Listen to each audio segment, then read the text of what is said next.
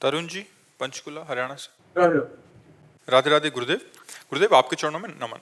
गुरुदेव, श्री जी की कृपा से 1 वर्ष पूर्व यूट्यूब के माध्यम से मैं आपकी शरण में आया। इसके कुछ वर्ष पहले से नाम जप तो चल रहा था श्री जी की कृपा से, परंतु इसके उपरांत सत्संग स्वाध्याय के महत्व को समझा, जिनकी महिमा को मैं अपने जीवन में आए अनेकानेक सकारात्मक प्रभावों के रूप में अनुभव कर रहा हूँ। गुरुदेव, कई वर्ष पहले मुझे परम पूज्य स्वामी राम सुखदास जी महाराज से मिलने का सौभाग्य प्राप्त हुआ था। उसके उपरांत उनके द्वारा लिखी हुई अनेक पुस्तिकाओं को पढ़ने का सौभाग्य मिला। उनकी पुस्तकों में वे अनेक जगहों पे चुप साधन का उल्लेख करते थे। उनका कहना था कि यदि साधक नाम जप के साथ साथ दिन में कुछ मिनट चुप साधन का अभ्यास करे। देखो, चुप साधन का मतलब रहस्य समझे हो? अपने को सबका साक्षी मानना। नाम नाम जप कर रहे हैं, नाम को सोच रहे हैं, नाम कुछ कर रहे हैं, जैसे शांत बैठे हैं। अब हम अंदर से कुछ नहीं हम कर रहे हैं, जो हो रहा है उसके हम साक्षी हैं। इसे चुप साधन कहते हैं। समझ पा रहे हो? अब चुप साधन का मतलब क्या होता है? जैसे मन में संकल्प बन रहा है, तो हम तो नहीं बना रहे ना।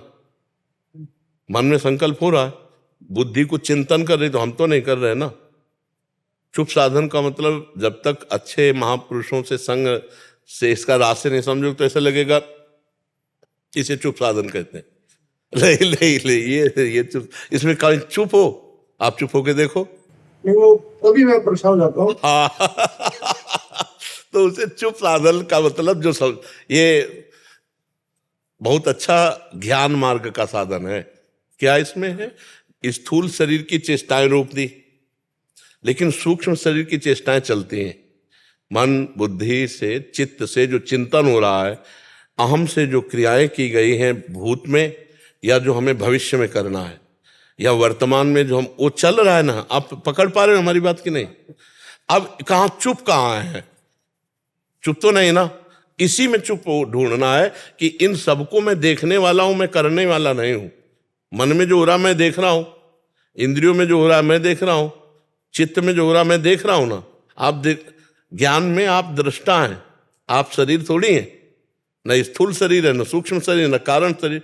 तो उस समय मैं चुप हूं और मैं इनको केवल देख रहा हूं, और इनकी हर बात को हम काटते चले जा रहे हैं। नकारात्मक, ये मैं नहीं हूं, ये मैं नहीं कर रहा हूं, ये मैं नहीं सोच रहा हूं। तो इससे क्या होगा कि ज्ञान बढ़ेगा और आप इनसे अलग होते जाएंगे। वो मोक्ष मार्ग का साधन है, जो आंतरिक साधन है कि मैं कभी देह हुआ ही नहीं, मैं कभी अंताकरण हुआ ही नहीं, मेरा कभी स्वभाव ही नहीं, मैं आत्मस्वरूप हूं और मैं इनमें फंस गया हूं। तो 2 मिनट सही, 5 मिनट सही, थोड़ा अलग होके देखे। ये ज्ञान मार्ग का साधन है। समझ जाता हूँ। उनको महाराज रामकृष्ण महाराज जी जो थे, तो भक्ति मार्ग के ही बहुत प्रेरक थे। मतलब महाराज तीनों मार्गों का वर्णन किए हैं। जैसे गीता में सांख्य योग का भी वर्णन है, कर्म योग का भी वर्णन है, और ज्ञान योग का वर्णन है। तो महाराज जी तीनों मार्गों का दर्शन कराते थे, लेकिन शुद्ध ज्ञान स्वरूप आत्मा में स्थित थे। समझना, शुद्ध आत्म स्वरूप में स्थित ज्ञानी महापुरुष थे महाराज जी। जो थे श्री स्वामी राम सुखदास जी, शुद्ध ज्ञानी महापुरुष थे। जो भक्ति का रहस्य है वो ज्ञान का भी रहस्य है। दोनों एक ही जगह पहुंचते। तो जो ज्ञान में सिद्ध हो गया तो भक्ति के रहस्य को भी जानता है और कर्मयोग को भी जानता है, और जो कर्मयोग से सिद्ध हो गया वो भक्ति रहस्य को भी जानता है, ज्ञान योग को भी जानता है। जो भक्ति से सिद्ध हो गया वो कर्मयोग को भी जानता है और ज्ञान योग को भी जानता है। क्योंकि ज्ञान अलग चीज नहीं है। जैसे ज्ञान का तात्पर्य है कि जो सर्वत्र है, जैसे हम भक्ति में कहते सिय राम मैं सब जग जानी, तो ज्ञान में कहते सर्वम खलमिदम ब्रह्म नेनानास्ति किंचन। एक ही बात हुई ना। अब वो सर्वम खलमिदम ब्रह्म जो है, तो यहां भी तो है ना। तो वही ब्रह्म मैं हूं, ये ज्ञान है। और यहां मैं का विस्मरण हो गया, मैं का विस्मरण हो गया। ब्रह्म नहीं, माया नहीं, नहीं जीव नहीं काल, अपनी हूँ सुदिना रही, एक रहे हो नंदलाल। एक केवल भगवान में प्रीति, जैसे गोपी जनों की प्रीति ऐसे भगवत। तो स्वामी जी महाराज ज्ञान सिद्ध महापुरुष थे, संपूर्ण भक्ति के रहस्य के ज्ञाता, कर्म योग रहस्य के ज्ञाता थे। तो जब ये ज्ञान की बात आती, ये जो मार्ग समझना होगा ना कि कौन सी बात भक्ति की और कौन सी मार्ग ज्ञान की है और कौन सी मार्ग कर्म, ये ज्ञान मार्ग की बात है कि हमको उसका साक्षी भाव होना है। हाँ, और भक्ति मार्ग में समर्पण है, साक्षी भाव नहीं है। भक्ति मार्ग में समर्पण है। जो हमारे शरीर से क्रियाएं हो रही वो सब श्री भगवान के लिए है। जो हमारे मन बुद्धि चित्त अहंकार है, ये भगवत में संकल्प करें, भगवत चिंतन करें, ये भगवान नाम जप करें, भगवत लीला गुणगान श्रवण, हर इंद्री हर मन वो सब भगवान को अर्पित कर देना। मैं तन वाणी अंतःकरण सब भगवान को समर्पित होकर निश्चिंत निर्भय निशोक निसंशय और विपरीत भावना का त्याग, ये स्थिति आ जाती है। तो हम जैसे गीता पढ़ेंगे ना तो सब कुछ है उसमें। तो हम किस मार्ग के पथिक हैं ये देखना है। हम भक्ति मार्ग की बात ज्ञान मार्ग से जोड़ करके, ज्ञान मार्ग की बात भक्ति मार्ग से जोड़कर, तो हम विचलित हो जाएंगे। क्योंकि थोड़ी देर तो सब मार्ग एक जैसा चलते हैं, इसके बाद सब अलग हो जाते हैं। आगे का जो मार्ग है सबका अलग है। भक्ति में मैं का भी स्मरण है और ज्ञान में तू का भी स्मरण है। जो कोई भगवान जो सच्चिदानंद जो वो यहाँ मैं में है, मैं वही सब कुछ हूँ। ज्ञान में, शुद्ध ज्ञान में वही आत्मा, एक ही आत्मा जो सर्वत्र व्याप्त है, वही यहाँ, वही मैं आत्मा हूँ। तो अब इन अंतःकरण से और देह से अलग भाव में, साक्षी भाव में आना, वो चुप साधना है। हाँ, चुप होने का मतलब जैसे लोग समझते हो, ईमानदारी से देखो चुप कहाँ हो तो वही बात समझाने के लिए। तो अब जैसे कहा जाए कि थोड़ी देर चुप साधना करनी चाहिए, कि शांत एकांत बैठ गए और चुप हो गए, मतलब शांत हैं, एकांत हैं और चुप हैं, तीनों बातें नहीं है। ना आप शांत हो, ना आप एकांत हो और ना आप चुप हो। बैठ जाओ कहीं एकांत में जाके और ये तीनों बातें नापना कि क्या आप एकांत में हो। एक के सिवा अन्य जगह रमण न करना एकांत कहा जाता है। एक के सिवा अन्य जगह ना वृत्ति जाना, उसे एकांत कहा जाता है। और शांत, किसी भी तरह की स्फुरना ही ना उत्पन्न होना।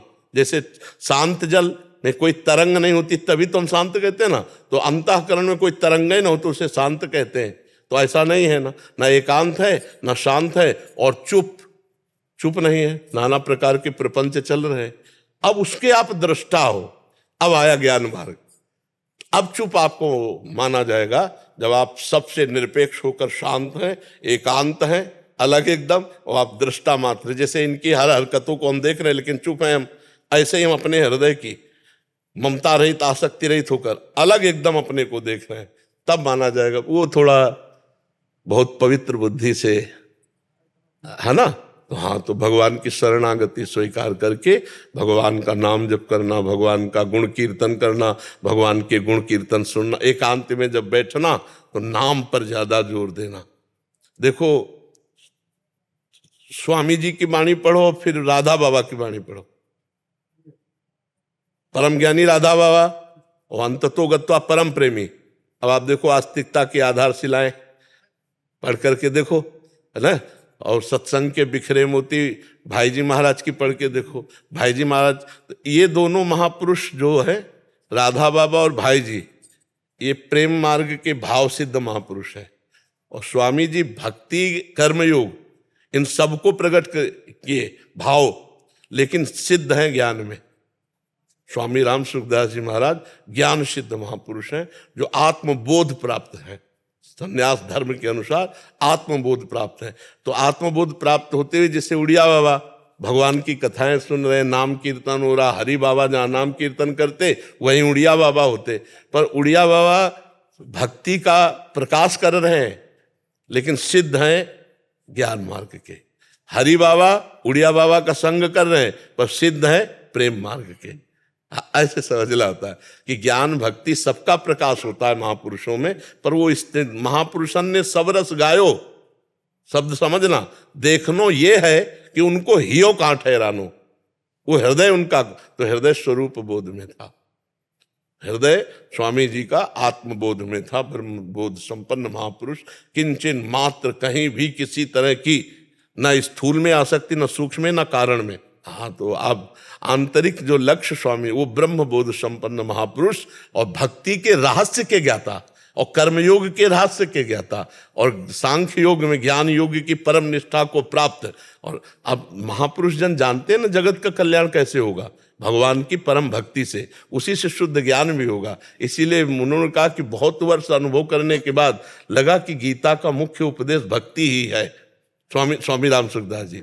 हाँ, तो लगा कि गीता को उपदेश, लेकिन स्वामी जी की स्थिति कहाँ है? वो जब महापुरुषों के वचन पढ़ो ना, तो स्थिति उनमें छुपी होती है। आप स्वामी जी की कोई भी बात पढ़ना, वो वहीं पहुंचेंगे आत्मस्वरूप में।